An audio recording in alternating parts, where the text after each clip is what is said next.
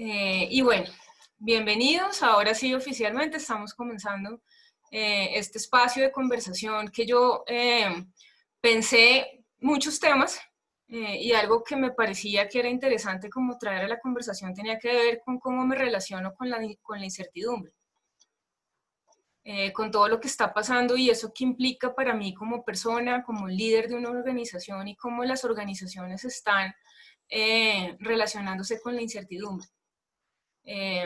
Muchos están diciendo, por ejemplo, o tal vez resistiendo todavía lo que está sucediendo y otros dijeron, bueno, sí, listo, ya lo acepté, como el título de este webinar, dado que ya acepté la incertidumbre y entonces ¿ahora qué? Como decimos en Bogotá, ¿qué hay para hacer? Por acá nos está saludando Olga Lucía, nos está diciendo buenas tardes y bueno, yo puse a grabar, pero antes quiero validar con ustedes que tengo permiso para grabar esta sesión.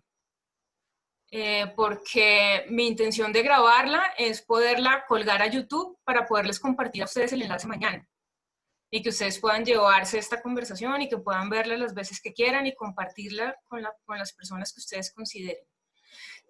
Lo que vamos a hacer para poder recoger la validación de ustedes es, si alguno de ustedes tiene alguna objeción con que esta sesión sea grabada, que le escriba a Blanca por el interno del chat.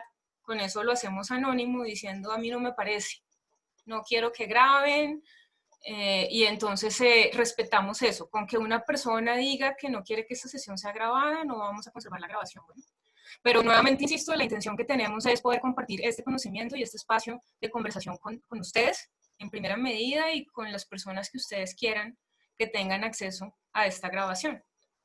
¿Listo? Entonces, bueno, aquí estoy viendo que se conecta más gente, tenemos gente de Bogotá, habíamos visto hace un rato que estábamos también con personas de El Salvador y Guatemala, o sea, está presente Centroamérica, tiene su representación acá, de Argentina, de Chile, de Uruguay, y bueno, creo que esos son los países que recuerdo, entonces creo que aquí ya no estamos teniendo una conversación entre colombianos, sino que estamos de alguna forma ampliando la conversación a lo que podría ser el contexto en América Latina. Yo voy a comenzar, creo que les decía, hacía rato que no hacía un espacio de conversación abierta, en este tiempo de cuarentena había estado facilitando sesiones de coaching ejecutivo y coaching de equipo con clientes que ya tenía, digamos, espacios cerrados, y quise como abrir esta conversación y un poco ver qué está pensando la gente, qué está sintiendo, qué está observando acerca de estos temas. Para preparar la presentación, tengo que decir que fue un gran desafío poder delimitar los temas porque hubiera querido hablar de muchas cosas y bueno, no vamos a tener tiempo de pronto para hablar de muchas cosas, entonces creo que este puede ser el punto de partida de una serie de conversaciones y que luego podamos encontrar a qué hacerle doble clic, ¿no? Yo voy a comenzar a compartir pantalla en un instante. Solo decirles que nuevamente este es un espacio abierto de conversación, así que vamos a estar muy atentos a los comentarios y preguntas por el chat y eventualmente abrir los micrófonos para que ustedes también puedan conversar y que no sea solamente mi voz la que se escuche en la sesión. Y vamos a tener también un ejercicio como de poder recoger una información a partir de unos sondeos, de unas preguntas que vamos a hacer para responder entre todos y ver qué sucede, ¿no? Y en eso nos va a estar apoyando Blanca, que está apoyándome con todos estos temas tecnológicos. Yo voy a comenzar a compartir pantalla. Lo primero que voy a compartirles es la presentación del día de hoy. Y ustedes me dicen si se ve. ¿Lo están viendo? Ok, ya vi a Alba que puso dedito para arriba, entonces ya estamos viendo la presentación. Como les decía, acá la idea es hablar, bueno, ya acepté la incertidumbre y ahora qué, ¿no? Entonces yo voy a como simplemente plantear algunas ideas y también algunas preguntas alrededor de esto, ¿no? En la invitación que les hice al webinar les hablé de mirar desde el punto de vista del marco de pensamiento, de la gestión emocional y algunas metodologías o acciones que yo puedo tener en cuenta ahora que ya acepté la incertidumbre como líder o como organización. Un aspecto acá muy importante que quiero decirles es que durante el compartir de ideas voy a estar hablándoles como desde la perspectiva del líder, pero también desde la perspectiva de la organización, ¿no? Entonces puede ser que esté un poco mezclado, pero tiene la intención precisamente de integrar cuáles son los desafíos en este momento, ¿no? Antes, bueno, muchos de ustedes ya me conocen, pero antes me presento para aquellos que no me conozcan rápidamente. Mi nombre es Patricia Polo, colombiana, cartagenera, nacida en Bogotá por accidente, entonces tengo esta mezcla del Caribe, pero también de Bogotá. Soy coach ejecutiva certificada, con una credencial y miembro de la Federación Internacional de Coaching, mentora, entrenadora en liderazgo transformacional y consultora organizacional. Llevo 17 años de experiencia trabajando con líderes y organizaciones y creo que esto de la incertidumbre tiene mucho que ver con el diseño de futuro, ¿no? Yo he podido ver a partir de mi práctica profesional que está totalmente disponible la posibilidad de diseñar futuros extraordinarios. Y esa es como la invitación también que tengo hoy para ustedes. No solamente el ver qué hacemos con lo que está pasando, sino también el de qué manera podemos diseñar y progresar en medio de todo el contexto de lo que está ocurriendo, ¿no? Mi misión con Ser Cuántico es acompañar a personas y organizaciones a crear las condiciones para dar saltos cuánticos. Algunas ideas sobre el contexto actual. Y aquí, miren, tengo que decir que pensé mucho si traía información de titulares de prensa, de todo lo que está eventualmente siendo mucho, como muy presente, si entramos a redes sociales, si entramos a medios de comunicación, como que por todos lados estamos bombardeados con información acerca de esto. Pero más allá de traer como eso, me parece importante como punto de partida saber que eso es al menos lo que parece ser que está sucediendo, ¿no? Y que nos da cierta información para poder actuar en eso. Yo acá lo primero, y este es el primer ejercicio, que Blanca les va a compartir este enlace y este código, por si el sistema les pide el código, sino solamente con el enlace, que ustedes tengan la posibilidad de responder esta pregunta. ¿Cuál crees que son los principales desafíos para los líderes en las organizaciones en este momento? Acá voy a dejar de compartir esta pantalla para que podamos ver. No sé, Blanca, ¿tú ya les compartiste el enlace? Sí, a ver, yo miro. Sí, acabo de compartir. Ok. Acá es muy sencillo, esto simplemente nos va a llevar a hacer una nube de palabras. Yo les voy a pedir que cuando respondan la pregunta escriban palabras. De pronto no frases muy largas, no párrafos, sino palabras de cosas que ustedes en este momento consideran que están siendo desafío para los líderes en las organizaciones. Y con ese enlace, luego de responder, van a tener 3 opciones para responder.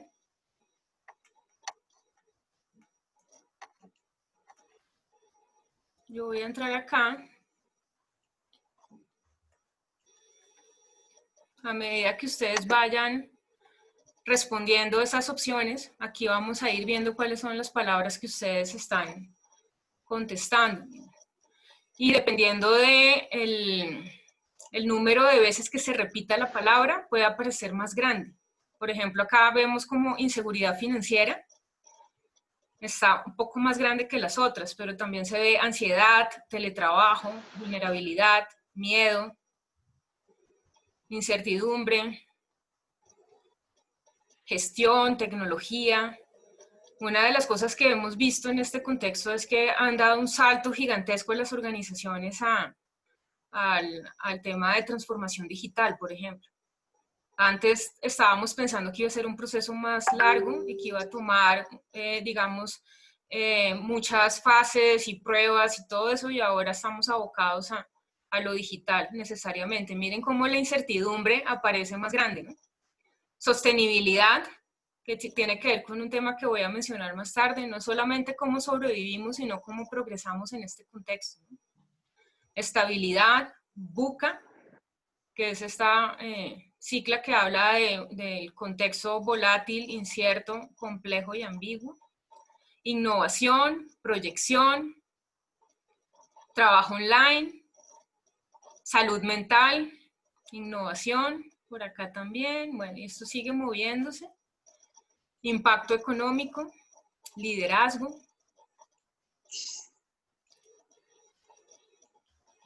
Y si ustedes ven acá, yo observo como a simple vista que hay como cosas que están hablando del contexto en el que estamos, situaciones que están viviendo los líderes y de qué manera han respondido frente al contexto, ¿no? Entonces, con innovación, en algunos aspectos estamos hablando de liquidez, tal vez como una necesidad para poder garantizar la continuidad del negocio en ciertas organizaciones. Inseguridad, desde lo que no quisiéramos que estuviera sucediendo y desde la forma como respondemos proactivamente a lo que está ocurriendo, ¿no? Los cambios, escuchar generosamente ya como una respuesta. Disrupción. Miren, VUCA va creciendo en tamaño. Miedo, sostenibilidad, incertidumbre. Y esto me atrevo yo a decir que tiene mucho que ver. Aquí podríamos seguir escribiendo y escribiendo. No sé si ya todos tuvieron la oportunidad de votar con sus 3 palabras correspondientes, pero miren, yo voy a dejar acá de compartir para volver a nuestra presentación. Creo que estas palabras tienen mucho que ver con lo que hemos leído en los medios de comunicación y lo que está siendo tema de conversación en las organizaciones y lo que los líderes de las organizaciones están llevando eventualmente a sesiones con consultores y coaches. Aquí varios de los que están conectados se mueven en el mundo de la consultoría y el coaching y no me van a dejar mentir en relación a esto, ¿no? Tiene mucho que ver con lo que está presentándose en este momento como oportunidad, ¿no? Me dice esto que mi altavoz no funciona. ¿Ustedes me están escuchando? Por un ¿Sí se escucha? momento se te escuchó como entrecortado, pero se escucha bien, Pati. Sí. Ah, bueno, perfecto. Si de pronto llegan a no escucharme, me avisan porque después comienzo a hablar y ustedes no me escuchan. Bueno, voy a volver a compartirles la presentación y voy a simplemente, como decía, compartirles algunas ideas y voy a hacer algunos pares, pero igual también está la posibilidad, Blanca, de si hay preguntas que tú consideres que son así como importantes de responder en su momento, me interrumpas y que me las vayas compartiendo.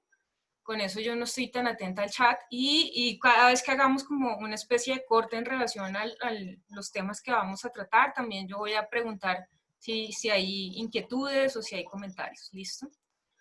Acá voy a seguir con la presentación. Miren, solo por pensar en qué les compartía, yo creo que duré varias horas a punta de café y diciendo qué comparto y qué no. Que tiene relación con esto de la incertidumbre, ¿no? Al parecer nos están diciendo cosas y es curioso porque yo a veces entro en este conflicto de, bueno, pero hay incertidumbre, no hay incertidumbre, porque pareciera que ciertas informaciones hablan como desde la certeza y hay otras que no, o sea, como que nos dicen no sabemos qué está pasando ni qué va a pasar y hay gente que dice sí sabemos y entonces yo digo al fin se sabe o no se sabe. Pero bueno, pues solo por hablar de proyecciones de crecimiento económico en América Latina, no hay una sola institución que tenga un escenario positivo. Y esto no lo digo para que entremos ahorita a cortarnos las venas, pero simplemente decirles, miren, si ustedes ven en esta diapositiva, la CEPAL y el BID están hablando de crecimientos negativos. Y aquí pueden ustedes ubicar de pronto algunos de los países que estamos hoy conectados.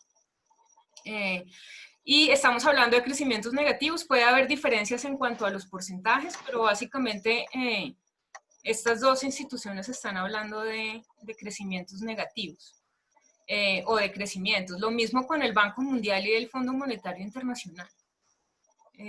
También se está viendo la misma tendencia. Y esta es una fuente de una encuesta que se hizo en el que se levantó esta información y uno podría decir que una cosa era lo que se pensaba en abril o en marzo cuando comenzó la pandemia y otra cosa lo que puede estar en este momento sucediendo con las nuevas mediciones, pero en términos generales sigue habiendo como ese escenario de, yo creo como de ver que las cosas están afectándose de una forma importante, digamos, según esta encuesta, por ejemplo, que solo habla de Bogotá, cuáles son las principales preocupaciones. Y miren, tiene que ver con lo que hablábamos hace un rato de los desafíos. ¿Qué es lo que más preocupa? La disminución de las ventas y los problemas para pagar a proveedores y bancos. Por eso no es casualidad que en la mayoría de los países de América Latina lo que se ha hecho es solicitarle al gobierno apoyo con apoyo de créditos, o sea, todo lo que tiene que ver con facilidades tributarias y acceso a financiamiento por parte de los bancos, ¿no? Problemas de pago a los clientes, desempleo, problemas de aprovisionamiento, bueno, solo por poner algunos ejemplos. ¿Qué se ha hecho? ¿Qué medidas se han hecho? Para enfrentar la situación. La mayoría ha hablado de un cierre parcial. O sea, hemos cerrado las puertas, seguimos manteniendo la esperanza de que tenemos una operación parcial y que eventualmente vamos a comenzar a reactivar la economía. Se han solicitado créditos formales, se ha invertido muchísimo en la dotación a empleados de todos estos implementos que se necesitan para la efectiva protección. El 9% ha hablado de cierre total. Es decir, bueno, aquí ya no hay nada que hacer, cerremos antes de seguir perdiendo, ¿no? Perdón. ¿Sobre qué se ha hecho en particular con las plantas de personal? El 12% de los empresarios que contestaron esta encuesta dijeron que reducción de planta, ¿no? Vacaciones anticipadas, llevar a la gente a que trabaje desde casa, modificar los turnos, cambios en las condiciones contractuales. Entonces hay menos gente, entonces hay tal vez más responsabilidades para cumplir por parte de un mismo empleado, aunque eso no necesariamente esté reflejado en el contrato, o se hacen modificaciones del contrato. Bueno, licencias no remuneradas, que tiene mucho que ver, por ejemplo, con sectores que han sido muy golpeados, como el sector de la aviación o el sector de turismo, hotelería en general, como por poner unos ejemplos. ¿Qué se ha hecho en particular con respecto al COVID? Por ejemplo, ¿qué están haciendo para prevenir el COVID? Capacitar en la implementación de protocolos. O sea, en este momento pasamos de un punto de no tener protocolos a decir, bueno, ahora tenemos protocolos, ¿cómo los implementamos? Adoptar medidas de control administrativo para la reducción de la exposición, entonces que no estén todos en el mismo sitio de trabajo, flexibilizar los horarios, habilitar el trabajo desde casa o el teletrabajo.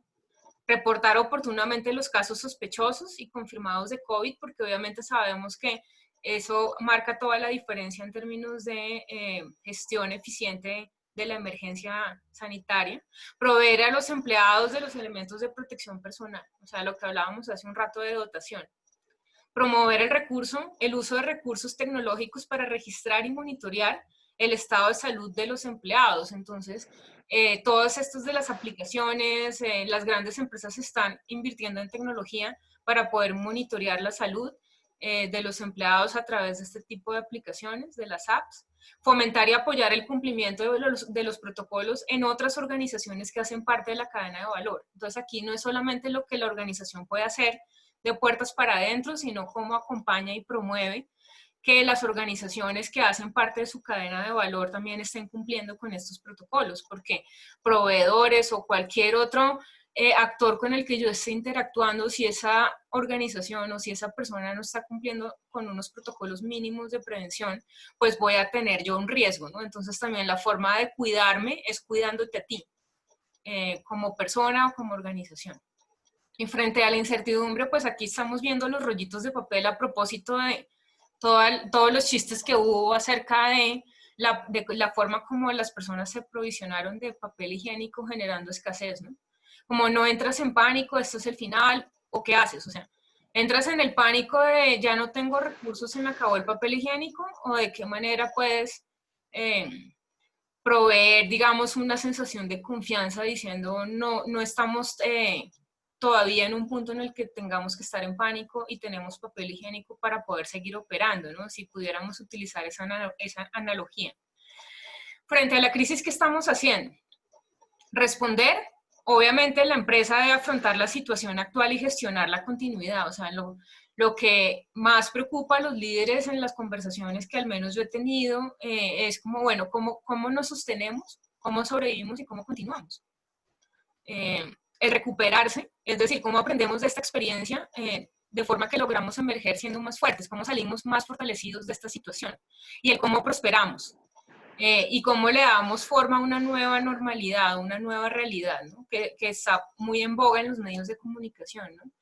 cada vez el mensaje de que las cosas no van a volver a ser como eran antes y que necesitamos encontrar la forma de ser y de estar en una nueva normalidad, ¿no?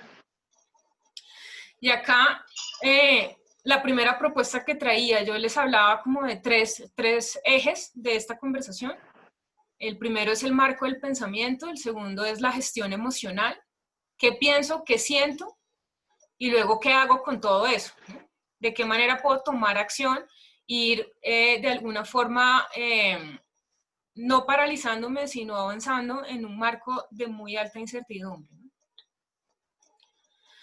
Lo primero que se me ocurría, y obviamente el marco de pensamiento tiene que ver con muchas cosas, yo quise traer solo algunas propuestas que pueden ayudar a las personas, a los líderes y a las organizaciones a transitar en contextos de incertidumbre.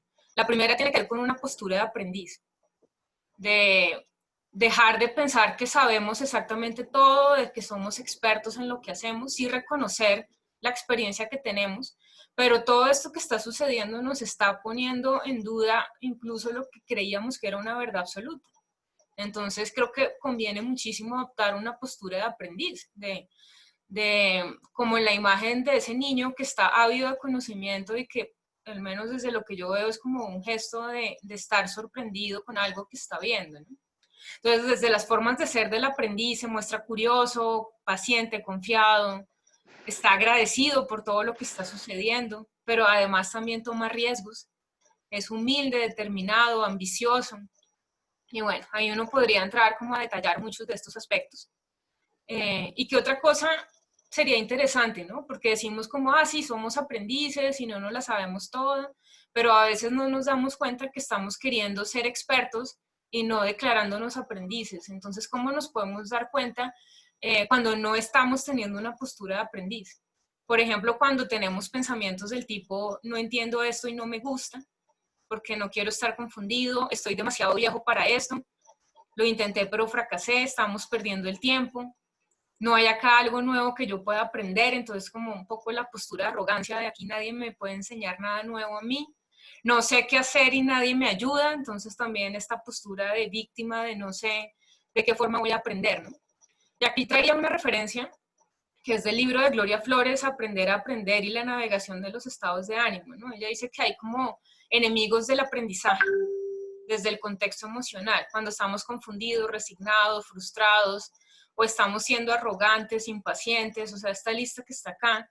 En muchos casos estamos agobiados, a veces no podemos aprender simplemente porque estamos llenos y llenos de información y no sabemos qué hacer con ella. Y es esta vulnerabilidad y los altibajos emocionales los que nos desaniman en cualquier proceso de aprendizaje. Entonces, de hecho, hace un tiempo hablaba yo con un amigo que tiene un restaurante. Y él decía, bueno, pero ¿cómo mantengo yo la continuidad? ¿Cómo hago? Listo, entonces, ¿qué están haciendo los demás? ¿Cómo me reinvento, como decimos? Entonces, los domicilios, y entonces hago videos, y entonces le pongo a la gente no el producto terminado, sino los ingredientes para que lo prepare en su casa. Y de qué manera todas estas opciones pueden estar agobiando a la gente que debe tomar decisiones y poner en marcha planes de contingencia para hacer que las cosas sucedan y poder minimizar el impacto que está teniendo la crisis, ¿no? Esta señora Gloria Flores dice que muchas veces esos altibajos emocionales nos llevan a un punto en el que abandonamos el proceso de aprendizaje. Aprendemos un poco y nos quedamos en este nivel de principiantes avanzados. Logramos defendernos con lo que sabemos, pero no llegamos como a un estado de maestría simplemente porque estamos como siendo... nos está limitando, digamos, este marco de pensamiento o este contexto emocional, ¿no? Acá la invitación siempre es como cuando te reconozcas que no estás siendo aprendiz, que estás queriendo saber, que quieres tener la razón, que quieres hablar desde una verdad absoluta acerca de lo que está sucediendo y de lo que se debe hacer, pues declara ignorancia, ¿no? Ábrete la posibilidad de que no tienes que sabértelas todas y que puede ser que muchas otras personas te enseñen algo que tú no estás sabiendo en este momento. Frente al pensamiento disruptivo, ¿qué podemos hacer también como propuesta para incorporar en el marco de pensamiento? Y es, obviamente, si estamos hablando de una ruptura, de algo que no esperábamos, ¿cómo podemos capitalizar esa disrupción para crear algo que sea acorde, digamos, con lo que estamos diseñando como futuro, ¿no? En el mundo organizacional se usa normalmente para describir a estas empresas que han realizado un modelo de negociación que ha cambiado el rumbo de sus mercados objetivos. Hemos visto en esta época empresas que dejaron de producir lo que producían porque dejaron de estar apegados al producto y encontraron formas diferentes de solucionar a sus clientes, de ofrecer soluciones a sus clientes más allá del producto empaquetado que estaban acostumbrados ya a ofrecer y a vender, ¿no? Otro aspecto, bueno, aquí por poner unos ejemplos de empresas cuyos líderes han operado desde el pensamiento disruptivo, ¿no? ¿Qué ofrezco yo que no está ofreciendo nadie más? Y cómo lo que yo ofrezco hace temblar el statu quo. ¿Cómo puedo yo poner una idea que ponga en juicio todo lo que estamos entendiendo que es cierto, ¿no? Y aquí tiene mucho que ver con la hipótesis disruptiva de qué pasaría si. ¿Qué pasaría si yo pienso que las cosas no tienen que ser como las hemos planteado hasta ahora? Y tomo el riesgo de estar equivocado para en algún momento tener la razón. ¿Y cómo sé que tengo la razón? Porque el mercado me responde de forma positiva frente a algo que yo estoy ofreciendo y que no está en este momento disponible, por ejemplo. Bueno, en las organizaciones, obviamente el pensamiento disruptivo decimos, no, pues súper chévere operar desde ahí, ¿no? Pero en las organizaciones a veces hay ciertos obstáculos que tienen que ver, por ejemplo, con las normas y reglas, con qué tan tradicional o qué tan estructurado están los procesos y procedimientos, y eso como puede cerrar oportunidades al pensamiento disruptivo, ¿no? O, por ejemplo, situaciones donde la cultura castiga fuertemente al que se equivoca, al que piensa diferente, al que es capaz de desafiar el pensamiento que es predominante en la organización.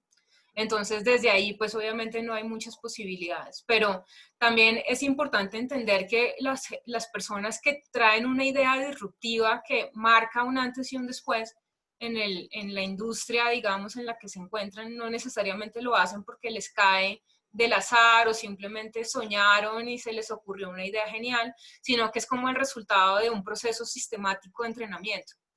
No es el pensamiento disruptivo, es algo que se entrena en las personas, por decirlo en otras palabras. Y la cultura organizacional es clave, por lo que les decía, que puede promover o puede generar desincentivos para la promoción del pensamiento disruptivo. Considerada una de las metodologías ágiles de los que voy a hablar más adelante. Y bueno, solo para hablar de 5 obstáculos que tienen que ver con el pensamiento disruptivo y ponerlo sobre la mesa, ¿no? Porque a veces decimos, bueno, ¿de qué manera puedo yo entrenarme? Y lo que sí puedo decirte es como que a veces estamos como queriendo ser disruptivos o creativos o innovadores y estamos teniendo estas anclas que no nos llevan a, digamos, a buen puerto. La regla del caballo muerto, que es básicamente como una analogía de, a veces entendemos que el caballo está muerto, pero no somos capaces de desmontarlo, ¿no? Que esto es un proverbio de los indios Dakota, o por ejemplo los italianos hablan de apostarle al caballo cojo. Yo sé que estoy apostándole todo mi dinero a un caballo cojo, pero igual lo sigo haciendo. Como que me cuesta simplemente dejar y volver a comenzar en cierto punto, ¿no? O el problema del tesoro, ¿no? A veces el haber invertido tanto esfuerzo hace que tengamos una relación con los proyectos o con los productos como si fueran nuestros hijos, ¿no? Entonces los amamos profundamente, yo amo mi entrenamiento o amo lo que ofrezco al mercado y desde ahí pues no voy a poder plantear algo que sea diferente, ¿no? El sesgo cognitivo de arrastre, ¿no? Cuando se nos ocurre algo desde un espacio de lo desconocido y estamos llamados a aterrizar algo, una propuesta disruptiva, a veces pensamos que tanta gente no puede estar equivocando y que si las cosas han sido hasta el momento como han sido es porque ese es el deber ser, ¿no? O el tragarse las palabras, ¿no? El no querer aceptar que me equivoco, el no tener, digamos, la fortaleza mental y emocional para estar dispuesto a comenzar de cero las veces que sea necesario, o el hábito de pensar pequeño, ¿no? El más o menos hago un poco más o un poco menos de lo mismo con los recursos que ya tengo disponibles y desde ahí no estoy tomando mucho riesgo.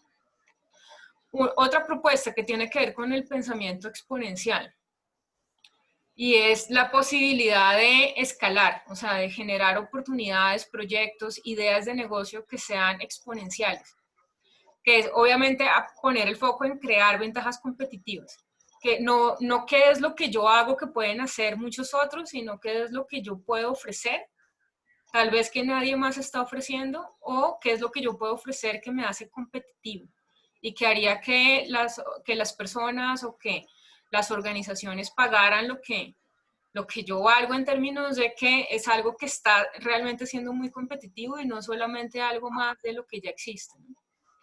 Minimizar la gestión de activos propios y generar abundancia en activos de terceros. Entonces acá los típicos ejemplos son de estas empresas que han tenido un crecimiento exponencial y que no son propietarias de nada, ¿no? Entonces hablábamos de Airbnb, que no tiene hoteles, pero ofrece, bueno, hasta hace unas semanas, ahorita ya dijeron que habían perdido el trabajo que habían hecho en las últimas décadas, pero digamos que ofrecía la posibilidad de alojamiento sin ser dueño ni ser hotelero. O, por ejemplo, Uber, que ofrece transporte, minimizando el riesgo y la incertidumbre para los usuarios y no es poseedor de vehículos. O por ejemplo, Netflix, que ofrece, digamos, una pantalla para tener acceso a contenidos y no necesariamente produce todos los contenidos que está ofreciendo, por poner algunos ejemplos. Privilegian la automatización, que es lo que garantiza la escalabilidad, ¿no? Ahorita se habla de que lo que está funcionando hay que automatizarlo, que no dependa de los tiempos y que no dependa del factor humano, sino que es la automatización y la inteligencia artificial lo que va a generar que sea escalable el negocio. Aprovechar tecnologías de innovación para crear modelos más globales y escalables. Gente que dice, yo puedo ofrecer algo y que me lo compren en Australia perfectamente, desde esta lógica más de que no importa dónde estoy localizado, sino lo que yo estoy ofreciendo y cómo puedo acortar el camino para conectar con ese cliente que esté dispuesto a comprarme, ¿no? Poner la información al servicio de la inteligencia contextual y relacional. Entonces, todo esto de los algoritmos, que tiene que ver con cómo le hago yo seguimiento, cómo recojo y cómo mido en tiempo real lo que está sucediendo en términos de patrones de consumo, de oportunidades de negocio y de otros aspectos, ¿no?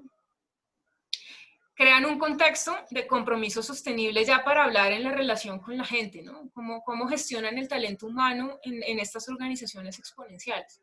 Desde el compromiso sostenible, la participación y la cooperación, o sea, son empresas que le apuestan a la cultura organizacional por encima de todo, porque consideran que es la principal ventaja competitiva que tienen. Hablan de generar confianza y disposición al riesgo como el principal rol de los líderes. O sea, no es el líder que tiene que hacer o que tiene que decidir más en lo operativo, que tiene que estar metido de pronto, o sea, ¿qué se espera de un líder en una organización como esta? Que genere confianza y que acompañe a la gente a que tome riesgos, a que se vaya, digamos, a explorar nuevos caminos y que quede condiciones que no existen, ¿no? Que soliciten información contextualizada, práctica y relevante, crean nuevas distinciones para observar el mundo. Entonces, desde el pensamiento exponencial, se piensa, por ejemplo, de una forma diferente, por ejemplo, de los estudios de mercado.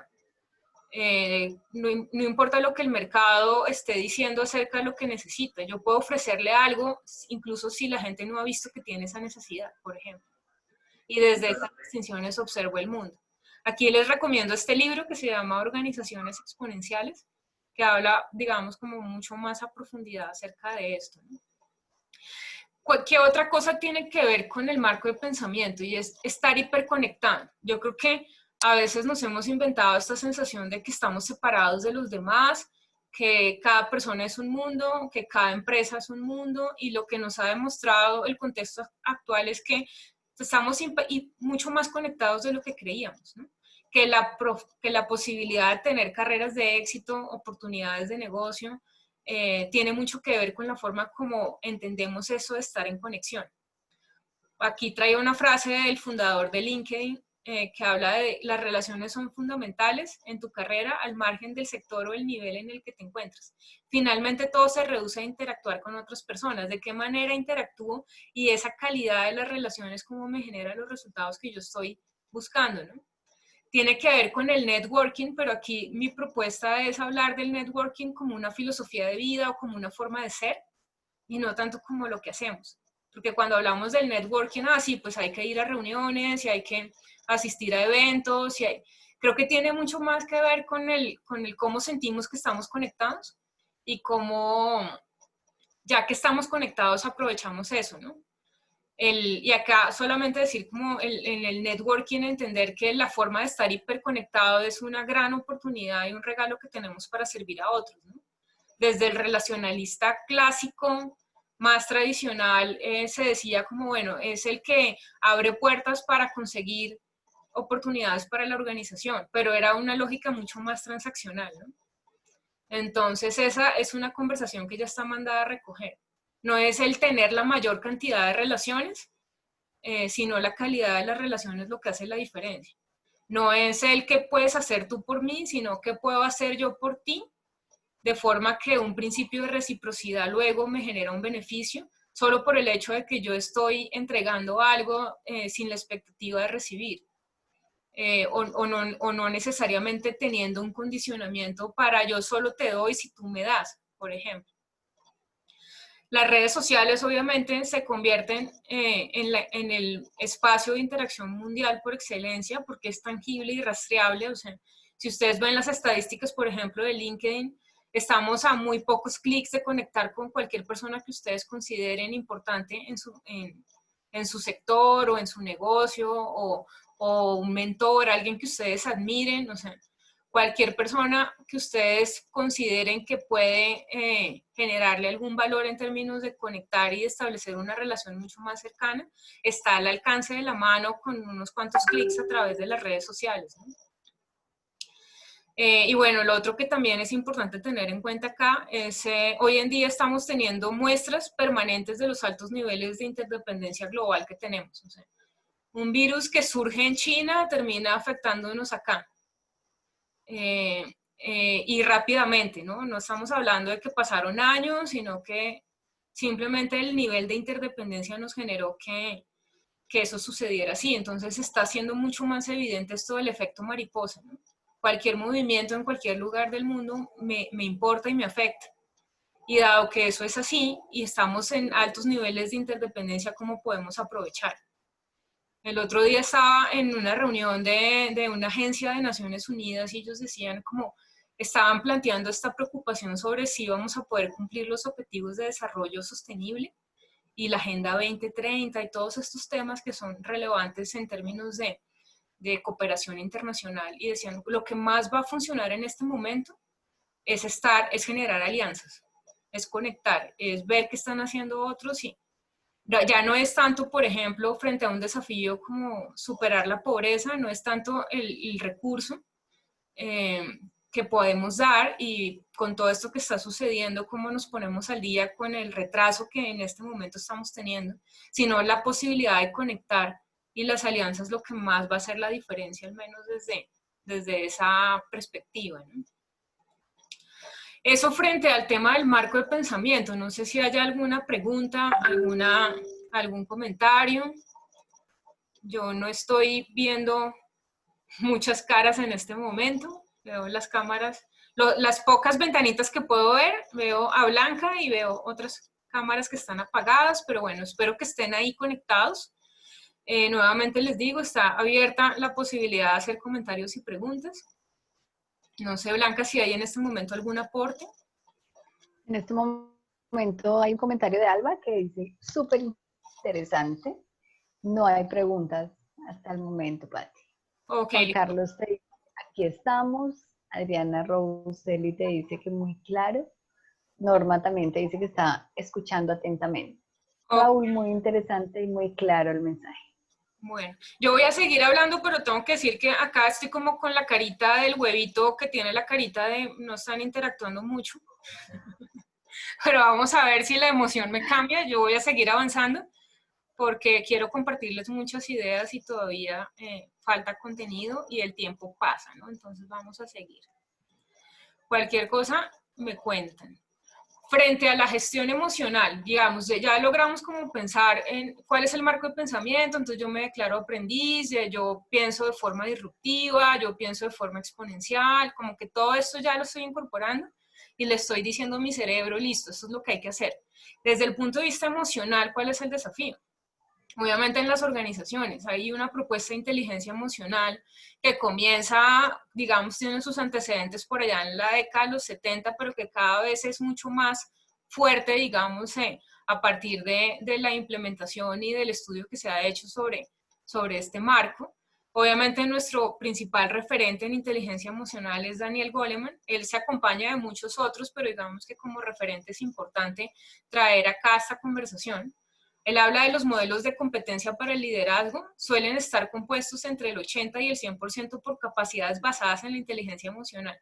Creo que esto no es nuevo, o sea, ya ustedes saben que en las organizaciones se contrata y se valora a la gente, no solo por su capacidad técnica, sino por la capacidad que tiene de gestionarse emocionalmente y de ser inteligente emocionalmente. Entonces acá uno diría, hay mucho que leer de Daniel Goleman y de esta perspectiva de inteligencia emocional. Yo hice este esquema solamente para decir que estos son como los 4 pilares sobre los que se soporta el trabajo de inteligencia emocional, no solamente con Goleman, sino con la mayoría de los autores, ¿no? Entonces, si ustedes ven los 2 cuadritos de arriba, tienen que ver con conciencia. Autoconciencia, la conciencia que tengo de mí mismo y la conciencia que tengo acerca de los otros y del entorno social. Entonces, tiene mucho que ver con cómo comprendo a la gente o cómo me comprendo a mí, qué es lo que yo observo acerca de quién soy y de qué manera me conozco y hago y tengo, digamos, como hábitos de autoconocimiento y de estar conmigo y de todo eso, ¿no? Y de además poder tener conciencia sobre lo que está sucediendo con otros y de esta conciencia mucho más social, ¿no? Cuando hablamos de qué está sucediendo en la sociedad o qué cuál es el desafío que tenemos como humanidad, tiene que ver mucho con estos 2 pilares. Y en los 2 pilares de abajo tiene que ver con, bueno, ya que me estoy conociendo y que estoy teniendo conciencia y estoy observando cosas acerca de mí y de los otros, ¿qué hago con eso? Entonces tiene que ver con la autogestión y la gestión de las relaciones. ¿Cómo yo me autogestiono? Es decir, cómo soy capaz de reconocer mis emociones y expresarlas y gestionarlas de una manera que me ayuden a cumplir los resultados que quiero y cómo puedo gestionarlo en las relaciones con los demás. Por ejemplo, cómo la inteligencia emocional me ayuda en la resolución de conflictos o en el desafío de conformar equipos de alto rendimiento o en la posibilidad de establecer alianzas estratégicas para llevar mi negocio a otro nivel. Desde ahí estamos hablando de, bueno, ¿cómo me conozco? ¿Qué hago con esa información? ¿No? Tiene mucho que ver con esta propuesta. Obviamente el tema de la vulnerabilidad y era una palabra que salía en la nube de palabras que hicimos hace un rato, ¿no? El sentirnos vulnerable muchas veces no nos gusta porque hemos asociado mucho la vulnerabilidad con debilidad. Yo no quiero que los demás se den cuenta que me estoy sintiendo mal o que algo está pasando conmigo y hacemos muchas cosas a veces por ocultar que somos vulnerables, ¿no? Pero si reconocemos que la vulnerabilidad es antes una muestra de fortaleza, eso nos ayuda a crear confianza en las relaciones. Es curioso porque hay gente que dice yo quisiera ser perfecto o me quiero mostrar perfecto, pero la gente no confía en aquellos que se muestran perfectos, porque el ser humano no es bobo, entonces dice yo sé que la perfección no existe. Y esta persona que se ve tan perfecta, algo debe tener. Yo no sé si confiar en esa persona. Y pasa mucho con los líderes, ¿no?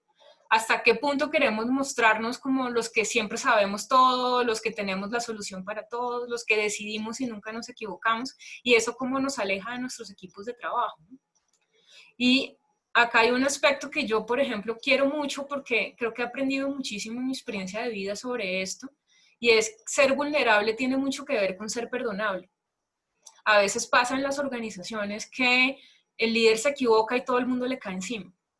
O que el equipo está esperando a que se equivoque para decirle, ah, sí ve, que usted no se la sabe todas, que usted no es perfecto.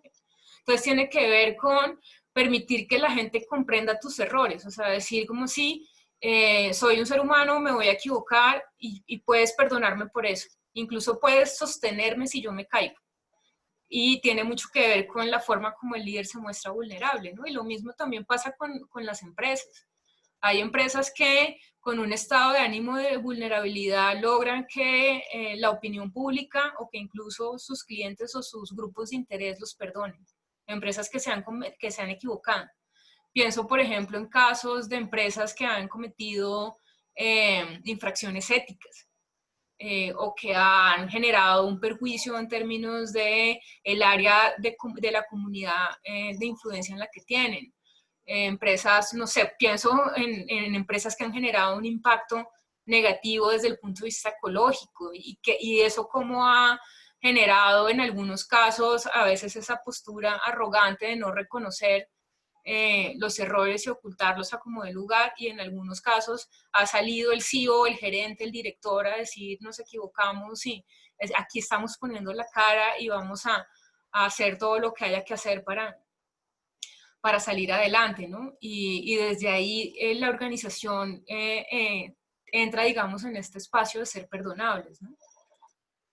Otro aspecto que tiene mucho que ver con la vulnerabilidad, obviamente, es una señal de fortaleza, autenticidad y de creatividad. A veces pasa que por no querer ser vulnerables, simplemente nos cerramos a cualquier idea que alguien más nos puede dar, o no queremos mostrarnos, o sentimos que tenemos que ocultar lo que está ocurriendo con nosotros y eso no nos hace auténticos, ¿no? Rol de los líderes según el tipo de la cultura organizacional. Y miren, el fin de semana pasado, o no recuerdo si fue de pronto hace 2 fines de semana, estaba yo grabando videos y grabé un video que se llama algo así como ¿eres líder? ¿Sabes para qué te pagan? Y eso tiene que ver con una pregunta que yo a veces hago en mis conversaciones de coaching con mis clientes ejecutivos. Y es como, bueno, listo, tú eres el jefe de área, o eres el jefe, el CEO, o dependiendo del rol que tengas, tú eres un líder en la organización. ¿Y para qué te pagan a ti? ¿Qué es lo que justifica que tú estés cumpliendo ese rol? ¿Y qué es lo que se espera de ti? Entonces, dependiendo del tipo de cultura que tenga la organización, a veces se espera que el líder sea el que motive, o que sea el que empodere, o que sea el que inspire. En una cultura mucho más tradicional, jerárquica, las decisiones se toman arriba y el líder motiva. Dice, ustedes les doy un premio, les doy un castigo o algún tipo de beneficio para mantenerlos motivados y que ustedes puedan hacer el trabajo.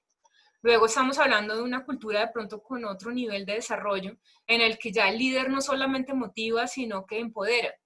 Ya comienza como a permitir que los equipos se tomen decisiones, que organicen, que generen sus propias reglas, y a partir de ahí lo que hace es brindar un acompañamiento.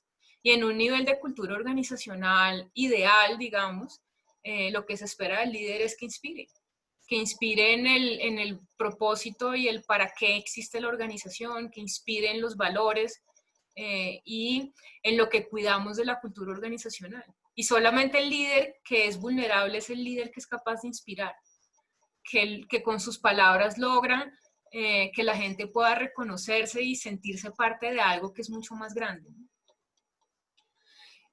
Las organizaciones que admiten y habilitan la vulnerabilidad fomentan la colaboración y la búsqueda de soluciones. Si yo no admito que soy vulnerable y estoy en una postura de que yo siempre tengo la razón, tengo un problema y ¿quién me ayuda a solucionarlo? Normalmente dicen, pues que mire a ver cómo se defiende, o sea, y la gente va a estar como viendo cómo saca el cuerpo, o viendo a ver qué se le ocurre al líder para solucionar algo, en vez de entender que la búsqueda de la solución es compartida, ¿no? Pero a veces pasa que el líder no comparte, pero cuando hay problemas, venga, esto es de todos, o sea, los problemas sí son compartidos, pero otro tipo de oportunidades o procesos de toma de decisión o de creación, entonces esos sí no son compartidos. Cuando todo va bien, yo soy el líder, y cuando las cosas están mal, esto es trabajo de todos y hay que encontrarle solución al problema, ¿no? Por ponerlo en otros términos. Otro aspecto que tiene que ver con gestión emocional y que creo yo que no podía faltar en esta conversación, que tiene que ver con la resiliencia. Y es esa capacidad que tenemos de generar un motor dentro de nosotros para superar y salir fortalecidos de las adversidades de la vida.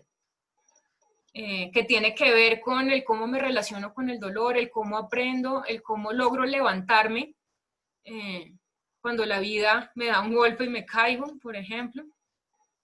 El dolor es inherente al ser humano. Es inevitable sentir dolor, porque hace parte de la condición humana, del deseo, del tener expectativas, del querer como seres humanos darle significado a todo lo que ocurre a nuestro alrededor. Ahora, hay una diferencia entre el dolor y el sufrimiento. Aquí yo me acuerdo algo de una colega y amiga coach que se llama María Jimena Rodríguez, que ella dice una frase que a mí me gusta mucho. Ella dice que el dolor es inherente al ser humano y que es inevitable, y que el sufrimiento es todo lo que nos inventamos para evitar el dolor. Entonces a veces no queremos sentir que algo nos está doliendo y entonces nos inventamos una cantidad de acciones y de pensamientos para evitar ese dolor porque no lo queremos sentir, y entramos en un modo de sufrimiento, de interpretar de que las cosas son terribles, de que el mundo es hostil, de que no somos capaces, de que todo eso que nos inventamos para evitar el dolor simplemente nos genera sufrimiento. Por ejemplo, yo tengo una ruptura amorosa y entonces estoy con dolor y estoy pasando por un proceso de duelo.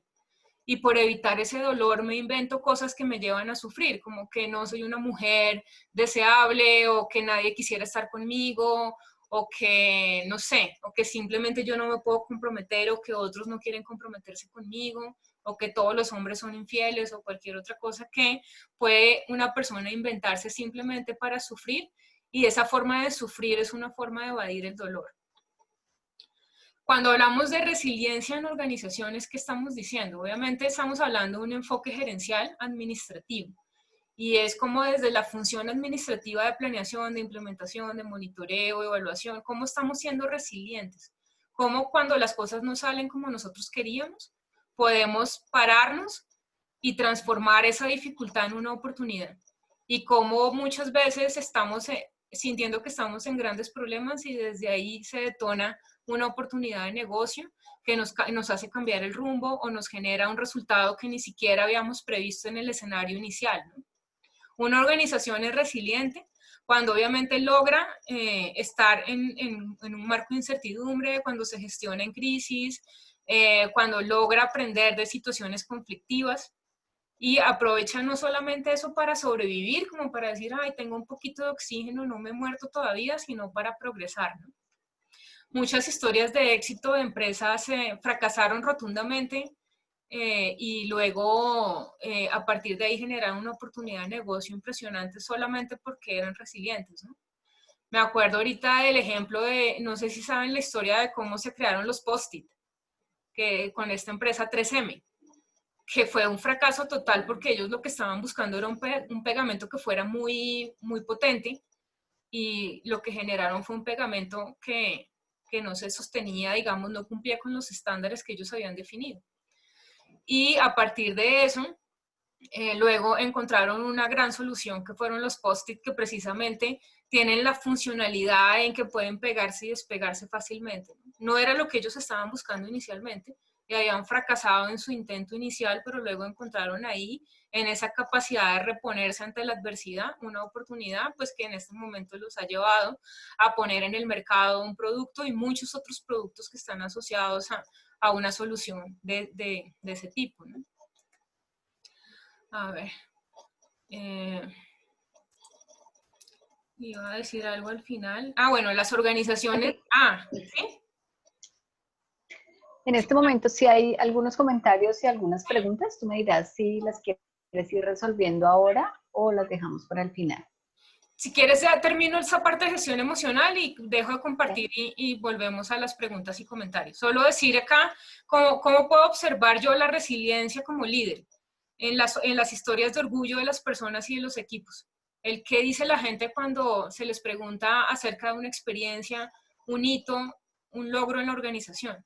Muchas veces las historias de orgullo tienen que ver con cómo las personas y los equipos superaron dificultades. Y cómo me siento orgulloso de haber logrado el resultado a pesar de que no fue fácil y que aprendí. Todo eso está muy asociado como a la narrativa que tiene la gente y que tienen los equipos en relación a eso, ¿no?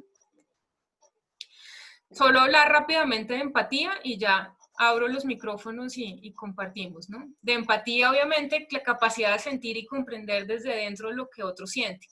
Yo puedo ser empático con otra persona, no necesariamente estoy sintiendo la emoción tal cual como la sentiría esa persona, pero sí puedo comprenderla desde el lugar en el que yo estoy y conectar con esa persona, ¿no?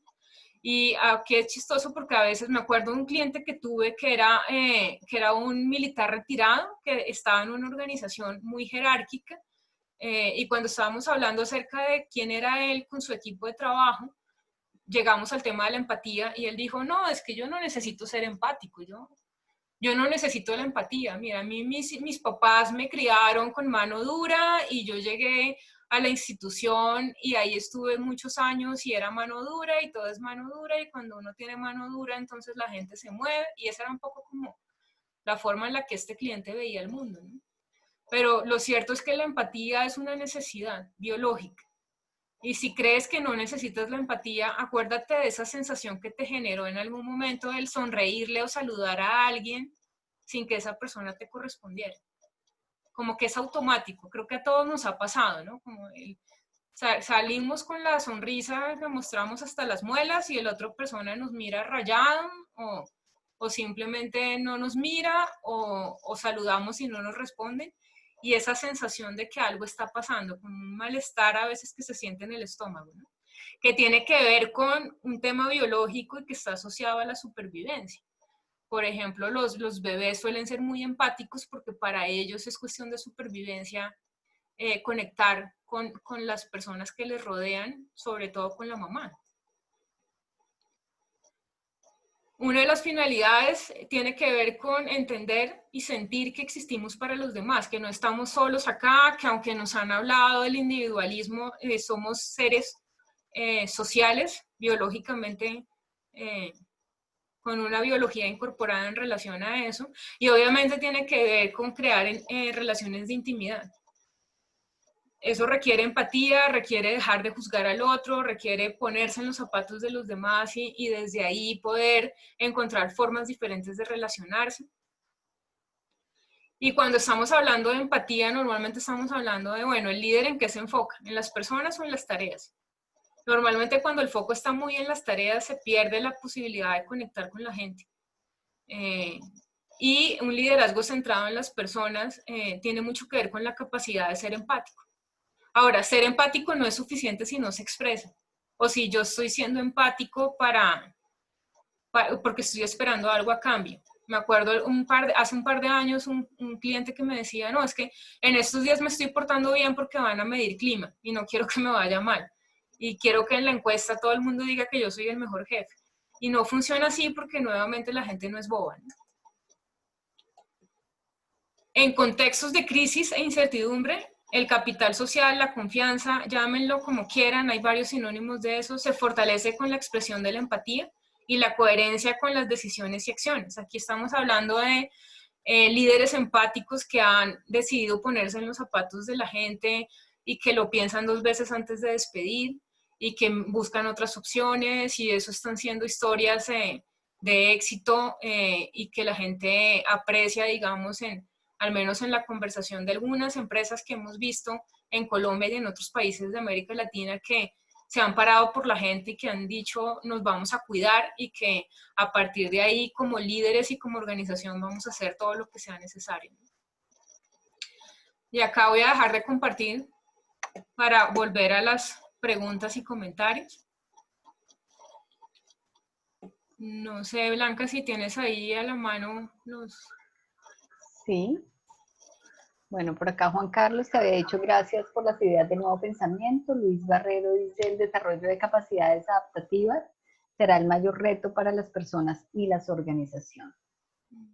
Alquimia, que supongo que es Mauricio, nos pregunta cómo lidiar con vincular el pensamiento disruptivo versus la cultura de lo que funciona. ¿Se puede solo mejorar sin obsoletizar procesos?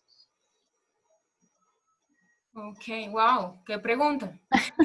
Esa pregunta da para un webinar, Mauricio, pero ¿qué te diría Sí. yo? Obviamente uno que escucha, cuando escucha conversaciones de los clientes en sesiones de coaching, como lo que está funcionando no lo cambie, ¿no?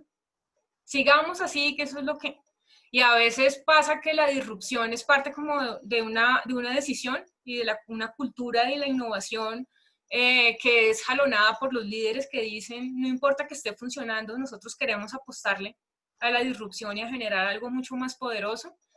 Y a veces es por necesidad, a veces es la situación y el cómo me sostengo yo en una crisis lo que me hace considerar hacer las cosas diferentes, ¿no?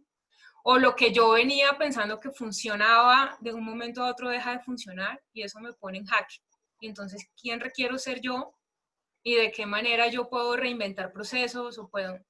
Y lo otro también que ocasiona no solamente, digamos, factores de mercado, sino en algunos casos cambios de regulación.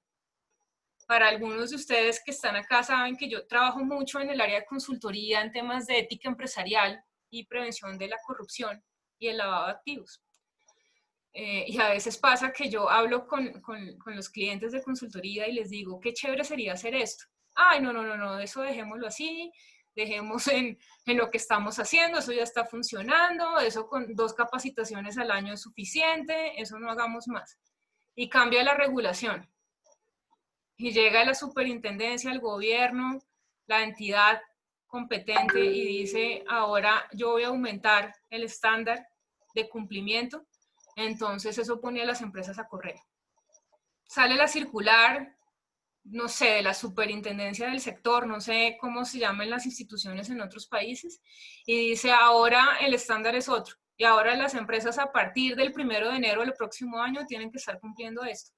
Y entonces ahí no hay otra opción que ver qué es lo que necesito incorporar, lo disruptivo. A veces no siempre es una lógica de mejoramiento pequeño, digamos, de pequeños pasos, sino que a veces implica cambiar muchas cosas. Por poner un ejemplo, y no quiero meterme con un tema tan técnico, pero hay una gran diferencia, por ejemplo, en la forma como las empresas ven el tema de prevención de la corrupción y del lavado de activos en función de si tienen que reportar o no tienen que reportar. Y ahí es la entidad del gobierno la que dice, y ahora estas empresas de este sector tienen que reportar.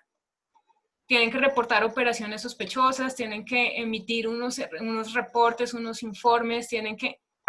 Y entonces tienen que conformar un equipo y tienen que hacer un montón de cosas y ahí es como, ya no hay más opción, hay que hacerlo. Y también está desde el punto de vista como el factor más como de lo que está sucediendo en el sector, ¿no? Como buenas prácticas, como desde una acción colectiva, cómo otras empresas están avanzando y cómo mi reputación depende de no quedarme atrás.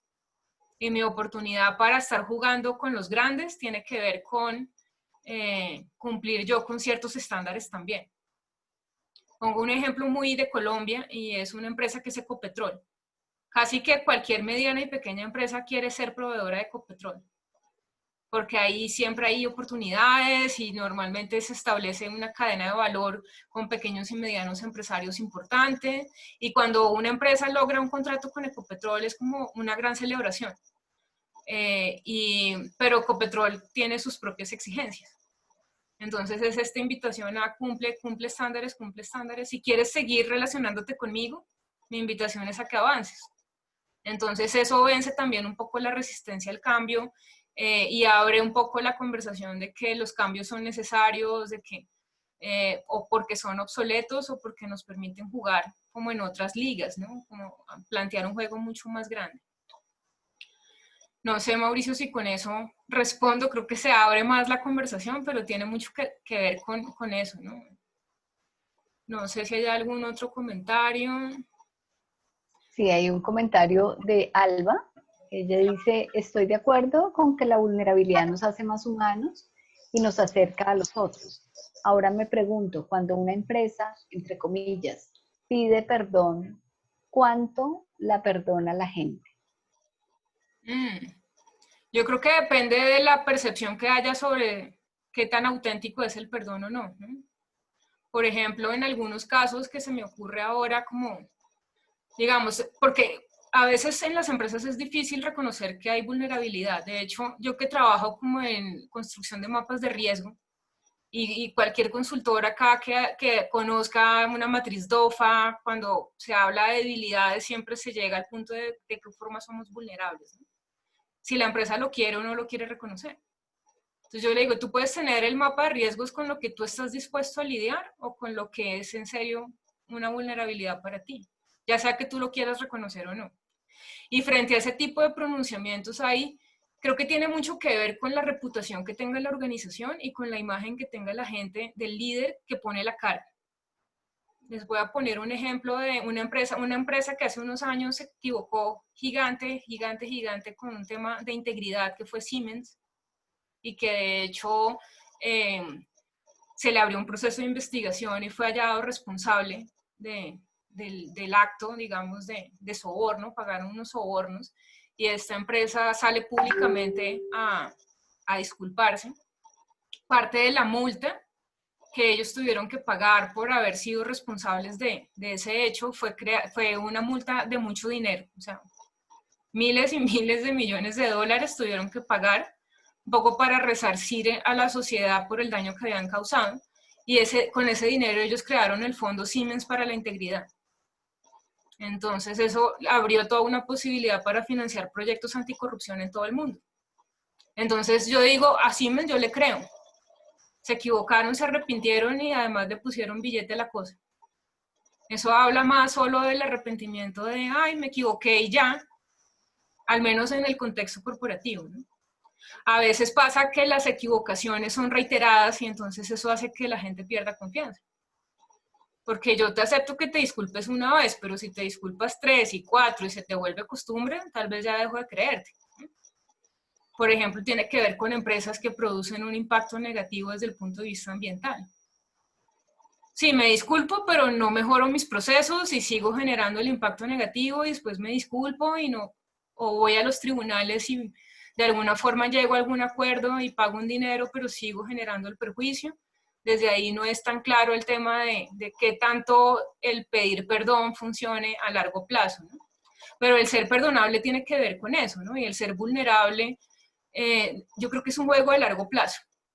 Porque yo puedo jugar a no ser vulnerable y salirme con la mía a corto plazo, pero a largo plazo en algún momento eso me va a representar una dificultad, ¿no? Entonces, pensándolo en términos de estrategia de negocio y desde la construcción de la carrera de líder, digamos, con proyección de éxito, tiene uno que pensar en eso, ¿no? Bueno, puede ser que yo me salga con la mía ahora, pero ¿y en 2 años y en 3 años cómo se va a ver esto? ¿Y dónde voy a estar yo posicionado como líder o como organización si yo no me hago cargo y no soy responsable de esto ahora? Y no pongo la cara como lo tengo que poner y sobre todo no actúo siendo coherente, ¿no? Entonces, es eso. No sé, ¿ahorita hay más preguntas o seguimos? Sí, pues hay algunos comentarios con respecto a puntos específicos que venías tratando, y si hay una pregunta, no sé si te la paso de una vez o... Sí, ¿está relacionada con esto que estamos hablando? Dice, ¿cómo promover organizaciones resilientes y Sí. líderes con pensamiento disruptivo cuando las organizaciones, en particular las públicas, trabajan con esquemas rígidos, orientadas por líderes negativos y bajo esquemas de buscar culpables y esquemas de informalidad sin buenas remuneraciones? Wow. Otro webinar. Una pregunta para una hipótesis de investigación de una tesis doctoral o una cosa así. ¿Qué digo? ¿Por dónde la cojo? Es que alguien me lance un salvavidas, ¿qué hago con esa pregunta? No, mentiras, pero ¿qué creo yo? Mira, hay varias cosas. Yo escucho entre líneas algunos juicios. Yo en particular no creo que haya líderes negativos. Yo creo que hay personas que se acomodan a un contexto y que hay culturas institucionales a veces que generan unas dinámicas de supervivencia que hacen que los procesos de transformación sean difíciles de implementar, ¿no?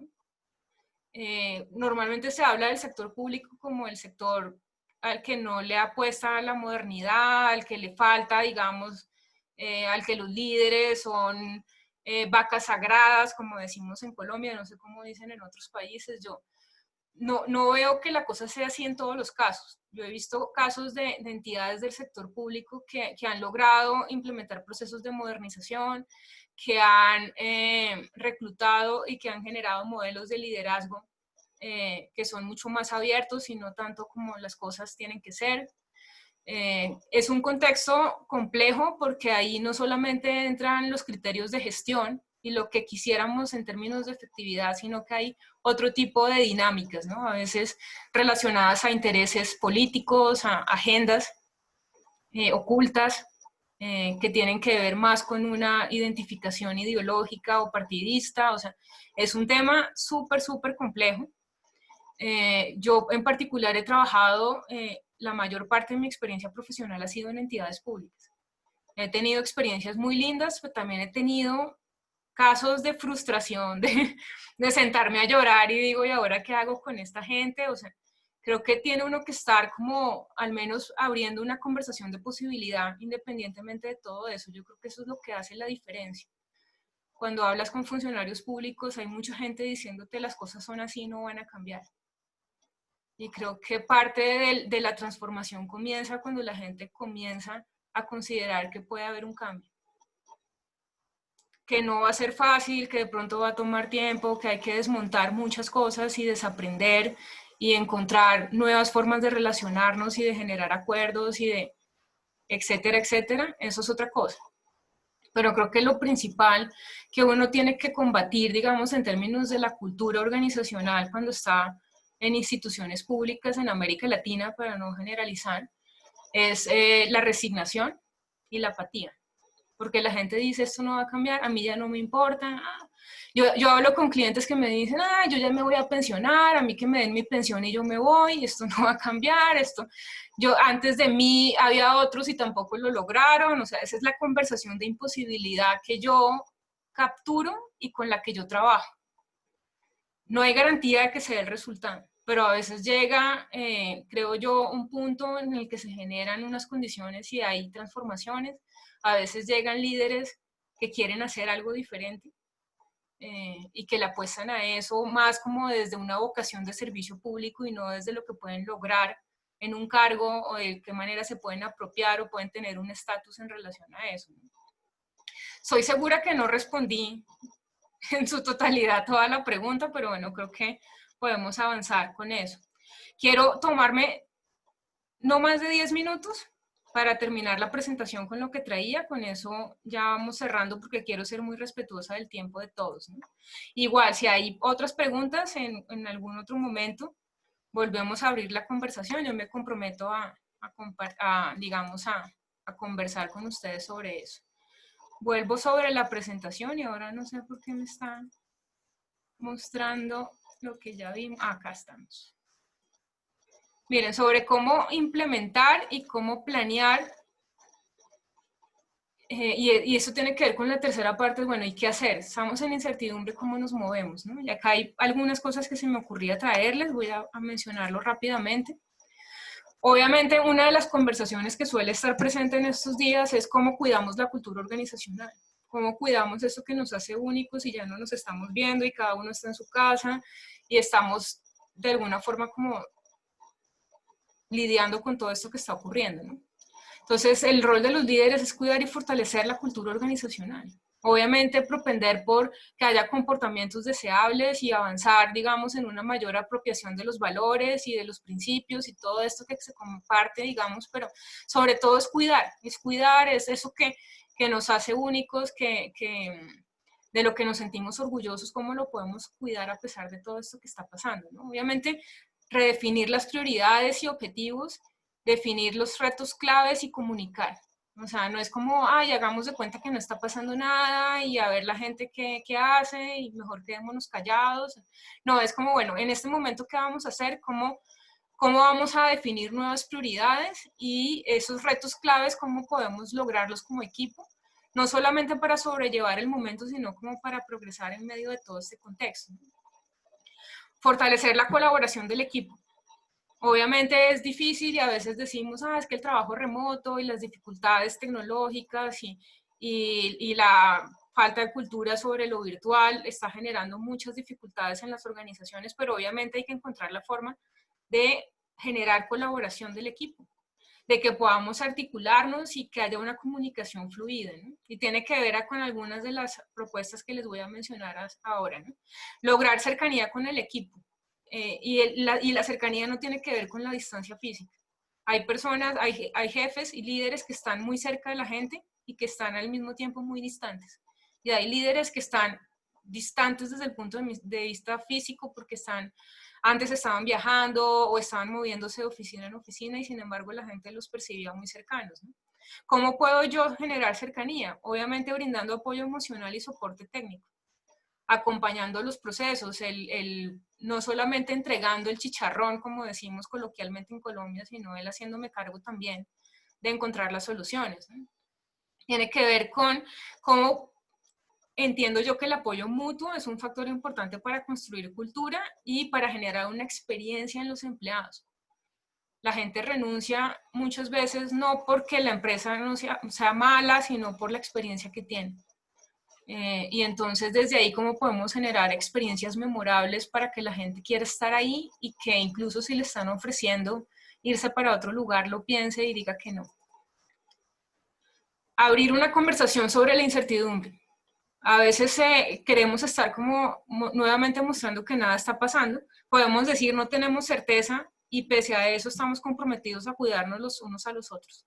No sabemos qué va a pasar, pero vamos a dar nuestro 100% para cuidarnos, por ejemplo. Desde un tema que es agilismo, metodologías ágiles, aquí podríamos quedarnos horas y horas hablando. Básicamente, ¿qué les digo yo sobre agilismo?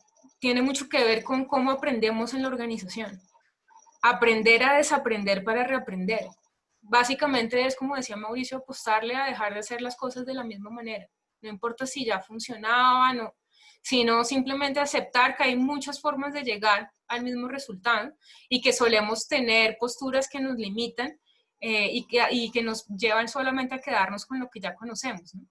El desaprender como independizarme de conceptos e ideas.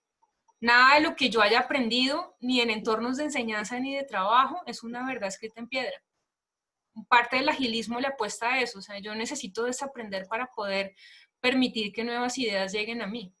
Y el aprender obviamente tiene que ver con esta tendencia a actualizarse, a entender cuáles son los patrones de significados y al poder sistematizar y clasificar las diferentes experiencias y extraer de ahí las lecciones aprendidas, ¿no? La planeación siempre se ha visto como en una lógica lineal, desde el punto de vista administrativo, como función, como que yo no sé si ustedes recuerdan, hace un tiempo había sistemas de planeación de proyectos donde era una línea, había una línea de tiempo y entonces el sistema te demostraba visualmente cómo tenías que ir avanzando y qué pasaba si se cumplían los hitos o no se cumplían. Y era una línea, pero en realidad la realidad es mucho más compleja, la lógica no es lineal, ¿no? Entonces el agilismo llega como a proponer algo que es alternativo. Y es decir, bueno, ya no vamos a seguir llorando sobre la leche derramada o vamos a estar viendo en el efecto cascada qué fue lo que no funcionó y cuál fue la causa del efecto que no queremos, sino que simplemente podemos ver esto de una forma mucho más dinámica. Algunas metodologías ágiles que tal vez ustedes han escuchado: pensamiento visual, aprendizaje experiencial, Scrum, Canva, bueno. Acá hay varias cosas de incorporar, por ejemplo, lo que funciona en los diseñadores con el design thinking, como formas de ser para poder planear e implementar proyectos y programas en las organizaciones, por poner un ejemplo, ¿no? El líder ágil reconoce el error y se enfoca en generar confianza y aprendizaje. O sea, en organizaciones donde la gente tiene miedo de equivocarse, pues esto no cabe. Donde la gente dice, y si yo me equivoco me despiden y si me despiden, ¿qué hago? Pues obviamente esto no funciona. Y yo creo que estas metodologías no son para todas las organizaciones, ¿no? Tengo que estar yo como líder dispuesto a equivocarme porque es en el aprendizaje, es en el error donde yo encuentro el mayor aprendizaje, ¿no? Entonces tengo que probar varias veces desde la experiencia, hacer el experimento y a partir de ahí aprender, ¿no? Acá ustedes pueden encontrar mucha información en internet sobre el manifiesto ágil. Yo solo traje unas frases como que me llevan como a ver qué es lo fundamental de este espíritu. El agilismo surge en una propuesta para el desarrollo de software, o sea, fue como una propuesta de ingenieros para poder cumplir con unas demandas en términos de diseño de software y otro tipo de plataformas tecnológicas, ¿no? Obviamente la valoración de individuos, interacciones sobre procesos y herramientas, la solución funcionando. Ellos hablan de que no hay solución perfecta final que esté por encima de una solución intermedia que funcione en el momento adecuado, ¿no? De nada me sirve que sea perfecto si llega tarde, cuando yo puedo tener de pronto una solución parcial funcionando y a partir de ahí como aprender, ¿no? Entregas frecuentes de soluciones funcionales por encima de una entrega final.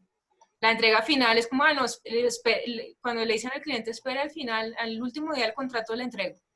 Diferente a construir sobre la marcha en una colaboración con el cliente.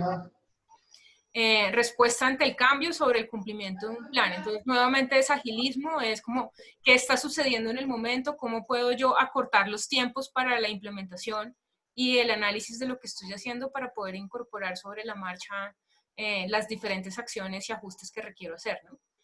Planeación de corta duración y ajustable sobre la planeación tradicional que nos decían como mínimo 1 año y los marcos de 4 años de planeación o 5 años. O si vemos ejemplos en políticas públicas, entonces el marco es de 20 años. O sea, aquí estamos hablando de ciclos que son cortos, que permiten ajustar y que permiten solucionar sobre la marcha posibles obstáculos, experimentar, poder tener esa retroalimentación y obviamente habla de un estilo de trabajo cercano de la gente que está interactuando más en lo cotidiano y que está construyendo sobre la marcha. El último tema que quería traerles tiene que ver con la planeación por escenarios. A mí me pasó, y creo que a varios de ustedes les pasó, yo había hecho la planeación de todo el año, 2020 se va a ver así. Y en marzo declararon pandemia y toda mi planeación hasta diciembre del 2020 se fue, ya saben para dónde. Entonces, ¿qué aprendí yo, digamos, de esta situación? Pues que obviamente no puedo apostarle a un solo plan. Y a veces nos dicen, hay que tener plan A, plan B, plan C, plan... La planeación por escenarios le apuesta a eso. Por ejemplo, surge de un método militar durante la Segunda Guerra Mundial, se comienza a incorporar el estudio de los diferentes escenarios que se podía dar en función de si la tropa enemiga llegaba por este lado o por el otro, y si nos atacan de esta forma, y si el ataque es terrestre, y si es aéreo, y si es naval. Todos esos escenarios, ¿de qué manera respondemos? Y entonces comienza a construirse esta metodología, que obviamente permite imaginar y describir diferentes caminos alternativos que pueden presentarse en el futuro, no solamente para predecir el futuro, sino para crearlo en función de esos escenarios, ¿no? Aplica fundamentalmente para toma de decisiones de largo plazo, como preguntas de carácter estratégico y decir como, bueno, ¿y eso cómo lo llevo a un plano más operativo o a la planeación más táctica? ¿De qué manera puedo yo la planeación por escenarios implementarla que me permita ver qué factores tengo yo que observar? Y a partir de esos factores, qué indicadores y qué información tengo yo que recolectar, ¿no? Entonces, esto puede ser algo muy, muy complejo. Hay organizaciones que hacen análisis cualitativo, que aplican algoritmos, que corren modelos econométricos y matemáticos para plantear esta posibilidad infinita de escenarios y qué podría hacer la empresa en esos casos, ¿no? No solamente para predecir, como les decía, involucra la identificación de tendencias claves, factores e indicadores, y qué hago yo para tomar decisiones y reducir el riesgo en cualquiera de esos escenarios que se presenten. Ayuda a hacer visible lo invisible, a darme cuenta que las cosas no necesariamente van a salir como yo espero y que a partir de ahí yo puedo entender las consecuencias de las acciones que yo estoy tomando hoy y eso cómo impacta en mi futuro, digamos, a largo plazo, ¿no? Ejemplos, el sector petrolero, el sector de la energía, el sector público para análisis de geopolítica y diseño de políticas públicas han utilizado esta metodología. Sector petrolero, por ejemplo, dice, bueno, ¿cuál es nuestra planeación si encontramos o no encontramos en la exploración de pozos lo que estábamos buscando? Si hay petróleo, ¿qué pasa? Si no hay petróleo, ¿qué pasa si este pozo que tenemos previsto que va a tener una vida de 20 años se agota a los 5 años? O desde el sector de la energía es igual. ¿Qué pasa con la demanda? ¿Qué pasa si llueve, si no llueve? Y eso cómo afecta la provisión de energía, dependiendo de si la economía es muy dependiente o no tan dependiente de termoeléctrica, de la generación termoeléctrica, por poner algún ejemplo. Y Acá les recomiendo este libro, que se llama Sorpresas Inevitables, donde este hombre hace todo un análisis de planeación por escenarios frente a hitos importantes de la historia mundial, como la caída de las Torres Gemelas, la guerra de Irak, el calentamiento global y el crecimiento de China. China hace unos años no se consideraba desde el punto de vista geopolítico una amenaza. Ahora casi que nadie puede decir que el crecimiento de China no nos genera una cierta inquietud, por no decir otra palabra, ¿no? Acá ya para cerrar, yo voy a dejar de compartir la pantalla esta y Blanca les va a compartir la última encuesta que tiene que ver con la última nubecita. Y voy a compartirles, a ver, yo me salgo de acá. A ver, mientras ustedes van votando, a ver cómo hago yo esto. Es acá donde la tecnología me comienza a atropellar.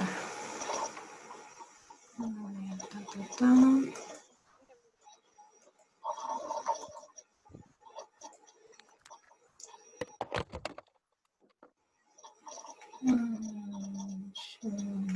Mis presentaciones. Es cuestión de 2 minutos mientras vemos esta nueva nube. Y también es una forma como de generar un cierre a esta conversación interactiva. Que tiene que ver con esta pregunta.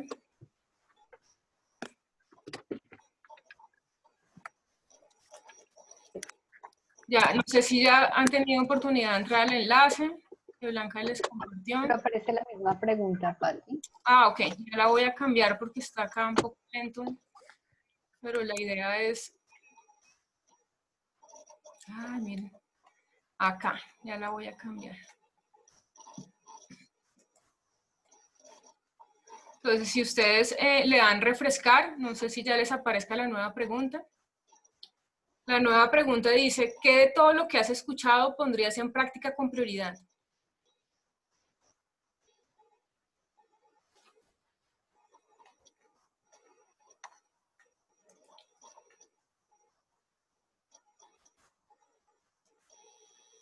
Sí, sí aparece la nueva.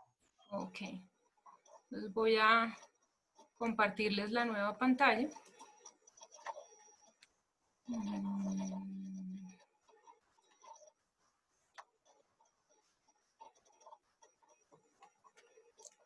Voy acá, modo presentación. ¿Qué pondría en práctica? Aquí estamos diciendo disrupción, cambio de liderazgo, agilismo, pensar fuera de la caja, agilidad, disrupción, resiliencia. A ver, pensamiento disruptivo está en este momento teniendo más votos. Empatía, por ahí está la empatía. Creatividad e innovación. Agilidad. ¿Qué más veo acá? Contemplar el dolor. Humanización. Apoyo. No juzgar. Pensamiento ágil. Y aquí la invitación que te hago es como, más allá de escribir la palabra, quédate con la palabra y ve de qué manera puedes comprometerte con acciones concretas que te lleven a decir, estoy poniendo en práctica esto, con esta información que has recibido, o de pronto la acción sea investigar más, hacerle doble clic a esto que quiero entenderlo a mayor profundidad. Alianzas confiables. Está apareciendo también aquí nuevo, no sé si hay alguna otra propuesta y si ya todos han tenido la oportunidad de votar. Pero bueno, este es como parte del cierre de que de todo esto que te he dicho te hace sentido y de qué manera lo pones en práctica como líder o como líder en organización o como coach o como con el rol que sea que estás teniendo en este momento, en esta conversación o incluso en la vida personal, ¿no? ¿Qué más estoy viendo acá? Gestión emocional. Pasione, no sé si eso está en otro idioma. Pensamiento exponencial, liderazgo disruptivo, resiliencia, pensamiento disruptivo, agilidad, como parte de de las opciones más votadas en este pequeño sondeo. Bueno, yo lo voy a dejar ahí. Igual, esta es una imagen que da cuenta acerca de qué estamos recogiendo en esta conversación. Y voy a terminar de compartirte en un minuto.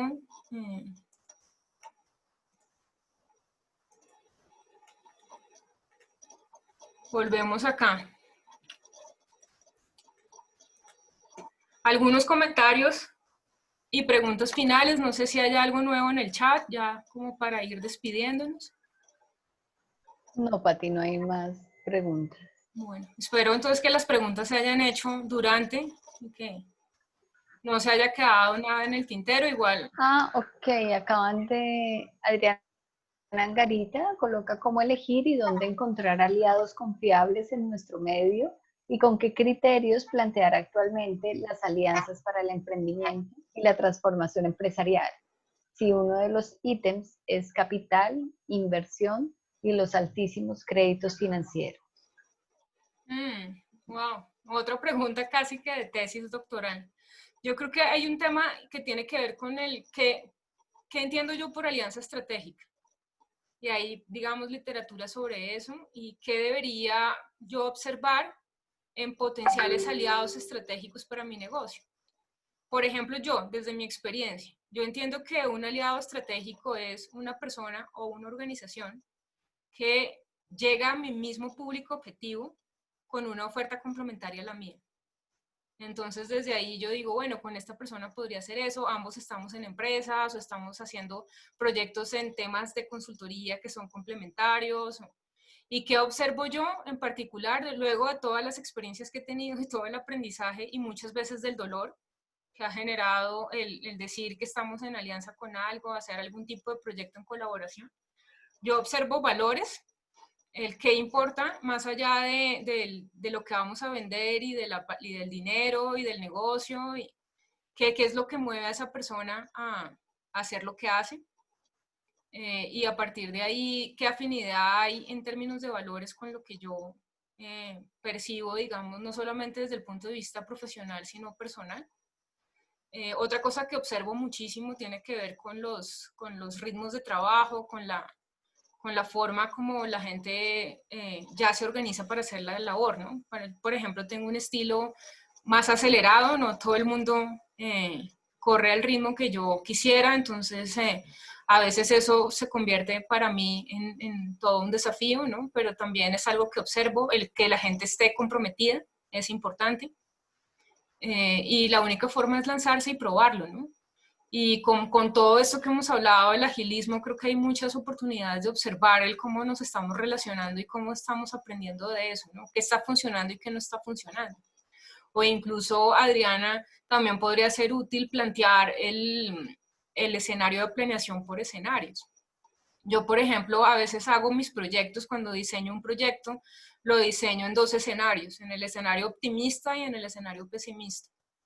El optimista es lo que yo quisiera que sucediera y el pesimista es la mitad del resultado. Si yo dije que iba a vender tanto, si estoy vendiendo la mitad, ese es el escenario pesimista.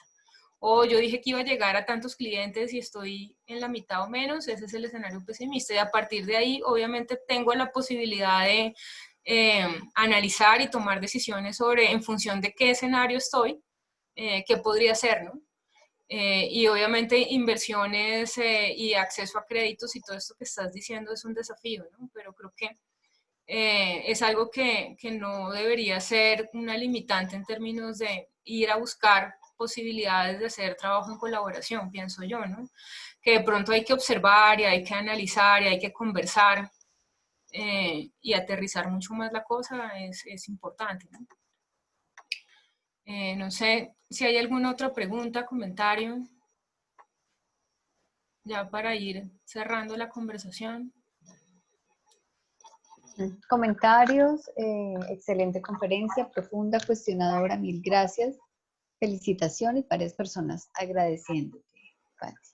Bueno, no. Muchas gracias por la invitación. Te dice Albina, tu conferencia ha sido de utilidad para optar por una visión diferente frente a las dificultades que nuestros países están experimentando, los cuales nos presentan desafíos muy complicados.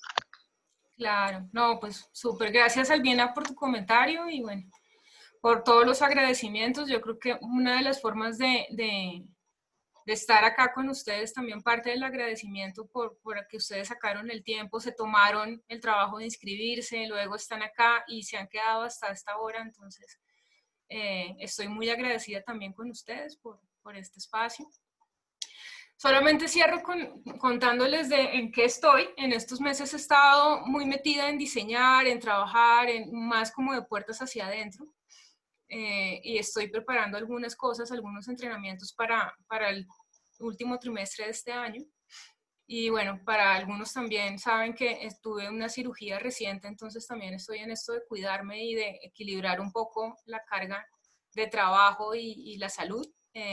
Pero quería contarles, no irme sin contarles acerca de este próximo evento, que es un bootcamp que tiene que ver con liderazgo con sentido y efectivo para un mundo incierto, que es como la posibilidad de incorporar varios de estos temas que hemos hablado y otros y hacerles un doble clic desde un entrenamiento que es intensivo con una experiencia de inmersión total 100% práctico, ¿no? Una cosa es hablar de todo esto y otra cosa es vivir la experiencia a partir de ejercicios y darme cuenta cuál es mi marco de pensamiento, de qué manera estoy gestionando mis emociones.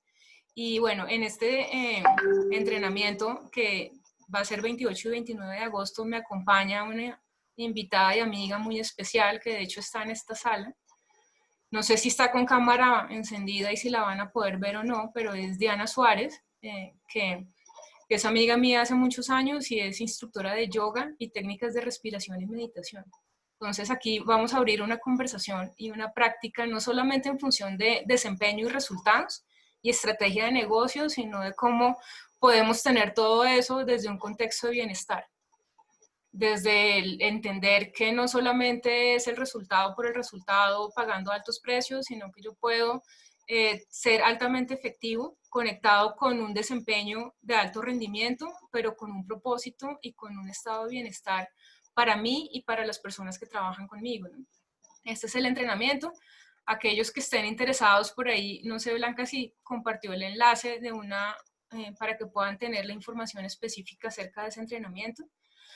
Ustedes son los primeros en enterarse. Ese entrenamiento lo vamos a comenzar a promocionar es el viernes de esta semana, o sea, 3 días, o en dos. Entonces, nada, solo quiero cerrar con una frase que es de un libro de una coach a la cual yo quiero mucho y que ha sido mi formadora y de alguna forma un referente importante, que es Elena Espinal.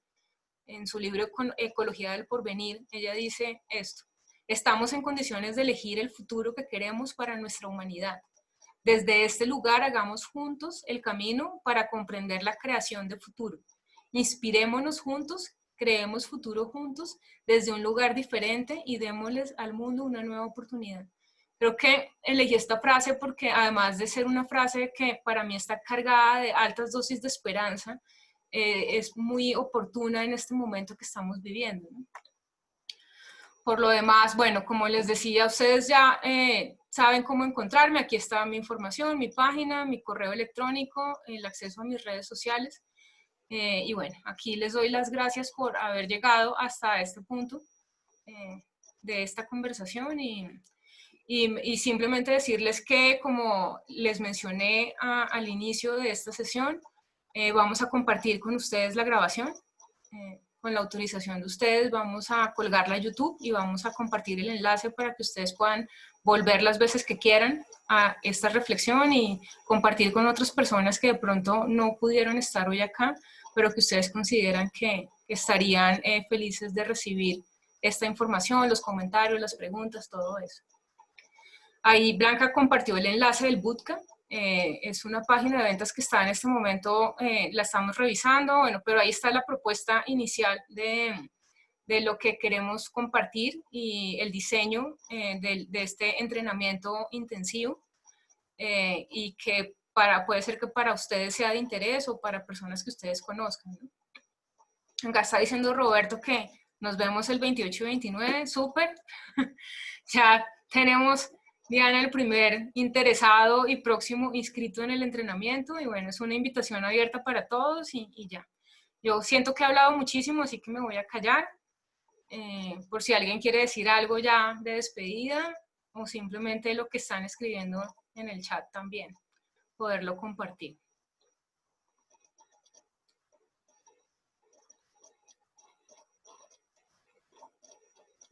Aquí está Olga Lucía escribiendo.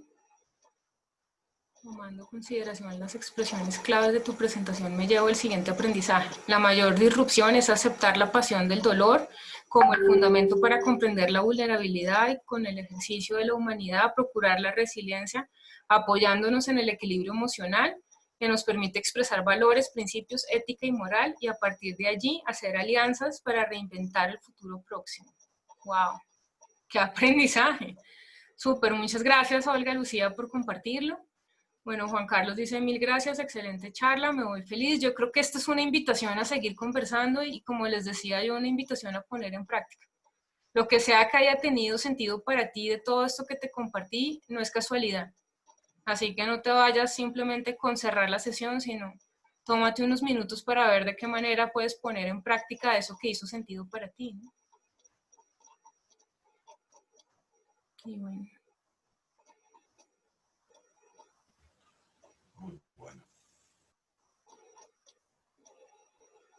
¿Algo más? Entonces, comentarios, preguntas, si no es así, quedamos así. Muy bueno, dice Norma, bueno, gracias. Y bueno, yo ya entrego la sala nuevamente a mi hospedadora y anfitriona Blanca Cecilia. Muchas gracias por estar aquí acompañándome y haciendo apoyo para todo esto tecnológico que a veces me atropella. Entonces, aquí estamos y bueno, como les decía, mañana en el transcurso del día, más tardar en 24 horas, voy a compartirles por el mismo correo en el que ustedes se registraron a este webinar, la presentación, el enlace para que ustedes puedan ir a la grabación. Cualquier información, cualquier recurso adicional que quieran, no duden en escribirme, que yo estoy siempre ahí pendiente y atenta a los mensajes para poder intercambiar información o cualquier otra inquietud que vaya surgiendo para ustedes. Buenas noches, cuídense mucho y un abrazo, nos dice Roberto. Cariños desde Uruguay, buenas noches desde Guatemala, gracias Melissa, lo mismo para ti, todo excelente. Ya eres nuevamente la hospedadora. Ah, listo, ya soy la dueña nuevamente de la sala. Raúl dice muchas gracias desde Colombia, perdón, Córdoba, Argentina. Ya puedo volverme a poner las gafas, yo uso gafas, pero como tengo acá las luces, miren, no quería que se reflejaran, entonces me las quité. Pero bueno, ya puedo volver a usar mis gafas sin problema. Entonces, bueno.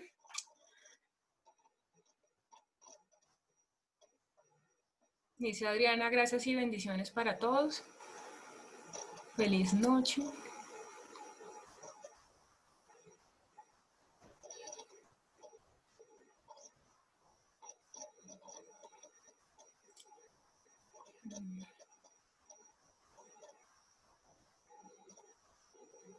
Están saliendo de a poquitos.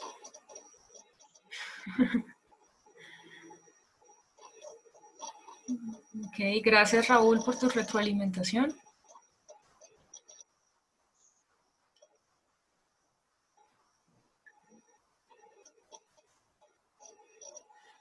Voy a dejar de grabar entonces. En este momento paro la grabación.